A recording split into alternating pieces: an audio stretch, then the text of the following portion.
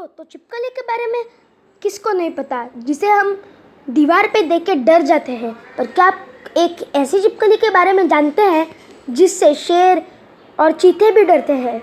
हाँ, आपने सही सुना। हॉर्नी लिज़ार्ड नाम का ये लिज़ार्ड जो 6 मीटर तक अपने आँख से खून की पिचकारी निकाल सकता है। हाँ दोस्तों, ये पिचकारी जहरीली तो नहीं होती, पर ये आदमी या फिर किसी प्रेडेटर को बेहोश ज़रूर कर सकती है। अलविदा दोस्तों।